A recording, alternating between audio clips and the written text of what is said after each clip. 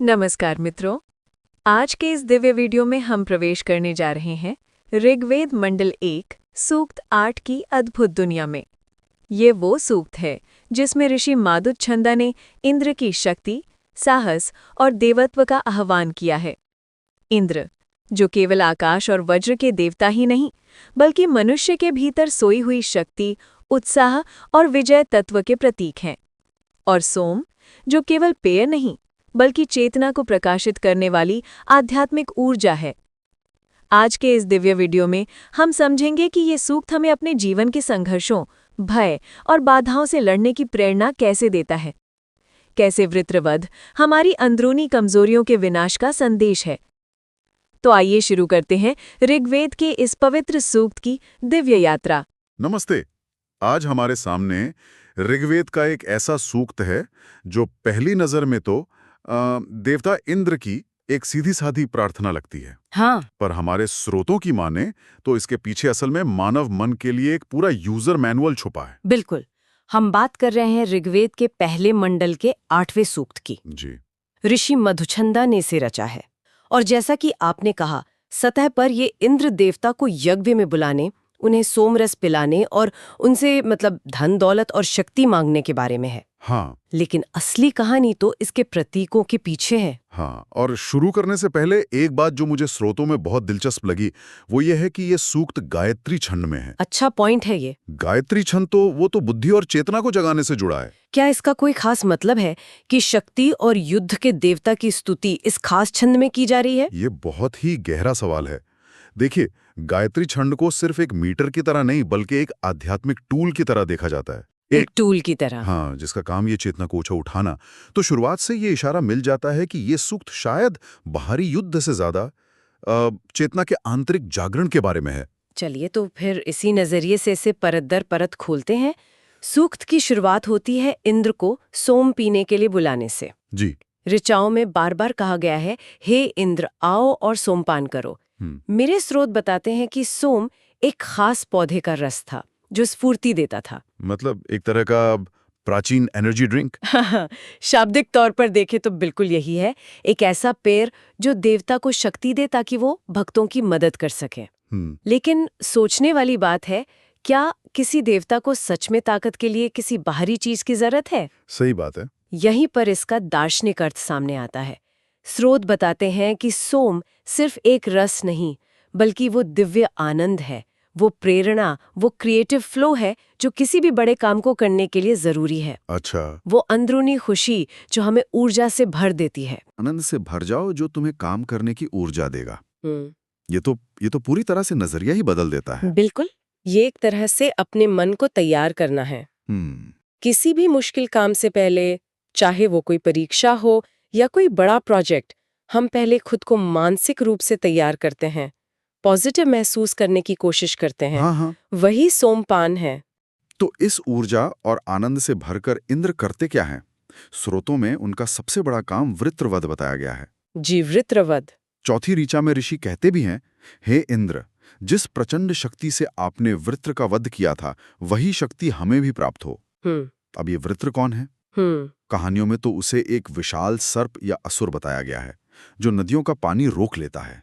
एक classic hero versus monster कहानी। और उस कहानी का भी अपना महत्व है। एक कृषि प्रधान समाज के लिए सूखा या पानी का रुक जाना सबसे बड़ा खतरा। हाँ, वही सबसे बड़ा असुर था। तो इंद्र का बादलों को भेद कर पानी बरसाना एक बहुत बड़ा वरदान था। ये उसका ऐतिहासिक और प्राकृतिक पक्ष है। ठीक है। लेकिन हमारे स्रोत इस कहानी को एक बहुत गहरे व्यक्तिगत स्तर पर ले जाते हैं। संस्कृत में वृत्र शब्द का मूल अर्थ है घेरने वाला या ढकने वाला। घेरने वाला मतलब कोई ऐसी चीज जो रोक दे या छिपा दे? ठीक समझे।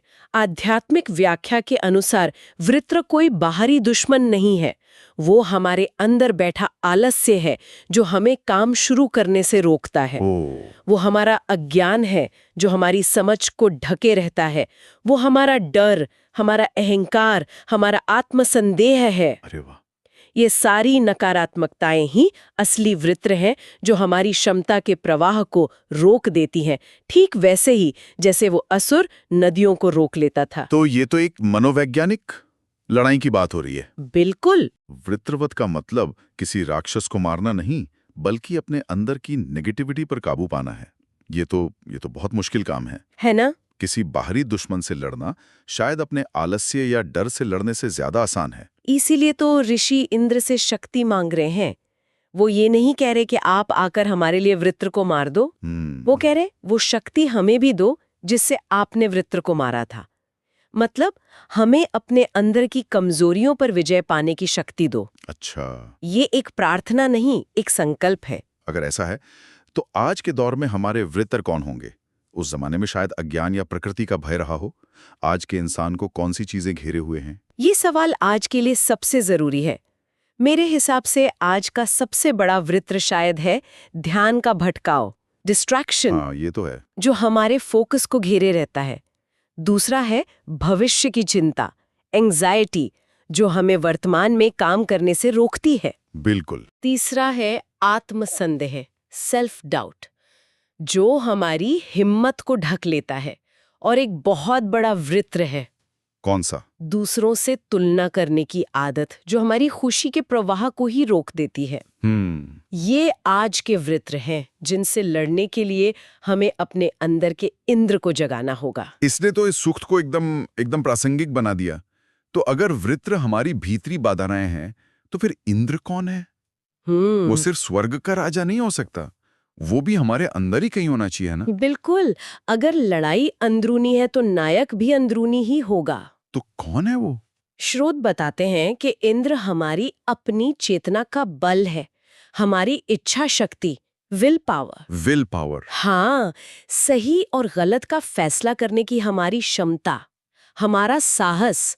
हर इंसान के अंदर वो शक्ति मौजूद है जो फैसला करती है कि नहीं, अब आलस्य बहुत हुआ, मुझे ये काम करना है। अच्छा। वही शक्ति इंद्र है। और इंद्र का मशहूर हथियार वज्र, उसे तो अजेय बताया गया है। अगर इंद्र हमारी इच्छा शक्ति है तो वज्र क्या हुआ? वज्र हुआ हमारा दृढ़ संकल्प, हमारा डिटर्मिनेशन। वो एक सूत्रीय फोकस जिससे हम अपनी बुरी आदतों या नकारात्मक विचारों, मतलब वृत्र को काट कर अलग कर देते हैं। इच्छा शक्ति तो हम सब में होती है, लेकिन जब तक वो संकल्प के साथ, मतलब वज्र के साथ इस्तेमाल ना हो, तब तक वो बिखरी रहती है। मतलब वज्र उस शक्ति को एक दिशा देता है? एकदम सही। कमाल है। तो हमारे पास पूरी तस्वीर है। हमारे अंदर एक इच्छा शक्ति है यानी इंद्र, हाँ, जिसे हम प्रेरणा और आनंद यानी सोम से ऊर्जा देते हैं। हाँ, और फिर अपने दृढ़ संकल्प यानी वज्र का इस्तेमाल करके हम अपनी भीतरी बाधाओं यानी वृत्र को दूर करते हैं। जी। ये तो एक पूरा मनोवैज्ञानिक मॉडल है, लेकिन इसमें एक हिस्सा अभी भी बाकी है, यज्ञ। हाँ, यज्ञ। ये सारी घटना एक यज्ञ के दौरान हो रही है। यज्ञ का क्या प्रतीक है? ये इस पूरी प्रक्रिया को जमीन पर लाता है।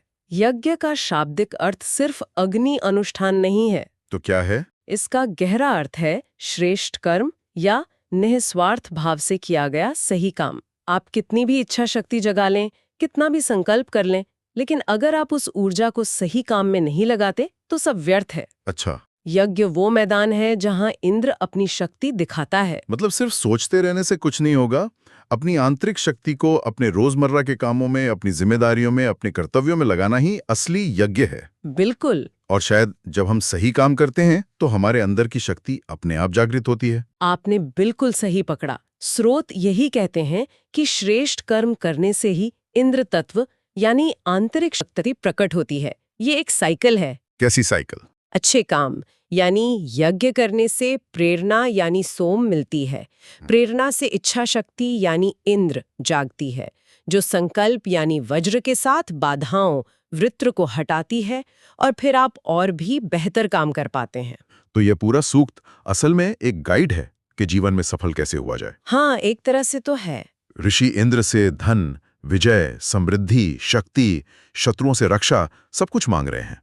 इसका मतलब वे मानते थे कि जब कोई इंसान अपनी आंतरिक लड़ाई जीत लेता है तो बाहरी दुनिया में सफलता और समृद्धि अपने आप आ जाती है। हाँ। बाहरी सफलता आंतरिक विजय का ही प्रतिबिंब है। जब आप अपने आलस्य यानी वृत्र पर विजय पा लेते हैं तो आप ज्यादा काम करते हैं और समृद्धि आती है। सही बात है। जब आप अपने डर यानी वृत्र पर विजय पा लेते हैं तो आप साहसी बनते हैं और आपको विजय मिलती है। ये एक कालातीत सिद्धांत है। ये तो वाकई अद्भुत है। मतलब हजारों साल पहले ऋषि मुनि सिर्फ देवताओं की पूजा नहीं कर रहे थे, वे मानव मन की गहराइयों को समझ रहे थे और उसे सुधारने के तरीके खोज रहे थे। बिल्कुल। ये सूक्त सिर्फ धर्म ग्रंथ का हिस्सा नहीं बल्कि एक पर्सनल डेवलपमेंट का ब्लूप्रिंट है। सही कहा। ये मानव क्षमता की उच्चतम संभावनाओं का उत्सव है। हर इच्छा में जब इंद्र को सोम पीने के लिए बुलाया जाता है तो असल में ये अपने मन को बार बार याद दिलाने जैसा है कि आनंदित रहो, प्रेरित रहो, ताकि तुम्हारी आंतरिक शक्ति जागृत हो सके। और एक ऋचा में कहा गया है कि हमारी स्तुतियां आपकी शक्ति को बढ़ाएं। इसका भी प्रतीकात्मक मतलब यही होगा कि हमारे सकारात्मक विचार और सेल्फ अफर्मेशन हमारे अपने आत्मविश्वास को मजबूत करते हैं। ये सेल्फ अफर्मेशन की एक प्राचीन तकनीक ही है। अच्छा। हाँ, हर स्तुति अपने भीतर के इंद्र को और शक्तिशाली बनाने का एक माध्यम है। आप जो बार बार दोहराते हैं, आपका मन वही बन जाता है। तो संक्षेप में कहें तो ऋग्वेद का ये सूक्त सिर्फ एक देवता की पूजा नहीं, बल्कि ये हमें सिखाता है कि हमारी सबसे बड़ी लड़ाई हमारे अंदर है और उसे जीतने के सारे हथियार भी हमारे अंदर ही मौजूद हैं।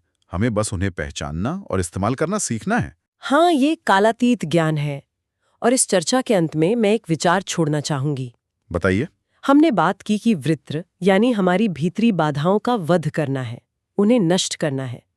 लेकिन क्या हो अगर वृत्र सिर्फ एक दुश्मन ना हो? मतलब क्या कहना चाह रही हैं आप? सोचिए, हमें प्रतिरोध या आलस्य महसूस ही कब होता है? मुश्किल कामों में। उन्हीं कामों में जो हमारे लिए जरूरी हैं या मुश्किल हैं। हमें फालतू के काम करने में कभी आलस्य नहीं आता। सही बात है। तो क्या ऐसा हो सकता है कि वृत्र यानी हमारा आंतरिक प्रतिरोध एक सिग्नल भी हो? एक सिग्नल? हाँ, एक संकेत जो हमें बताता है कि हम किस चीज की सच में परवाह करते हैं। शायद वृत्र को सिर्फ मारना नहीं है, पहले उसे समझना भी है कि वो हमें हमारी किस गहरी इच्छा या डर के बारे में बता रहा है। इस पर सोचने से शायद हमें अपने अंदर के इंद्र को जगाने का एक नया रास्ता मिल जाए। मित्रों, ये था ऋग्वेद मंडल 1 सूक्त 8 का आध्यात्मिक और दार्शनिक रहस्य। हमने देखा कि कैसे इंद्र शक्ति का, सोम आनंद का और वृत्रवध जीवन की बाधाओं पर विजय का प्रतीक है। यदि आपको ये वीडियो ज्ञानवर्धक और प्रेरणादायी लगा तो लाइक करें, अपने मित्रों के साथ शेयर करें और चैनल को ज़रूर सब्सक्राइब करें, क्योंकि आगे हम और भी वेदों के सूक्तों का गहन विश्लेषण लेकर आने वाले हैं। अगले एपिसोड में फिर मिलेंगे ज्ञान की इस दिव्य यात्रा में। धन्यवाद।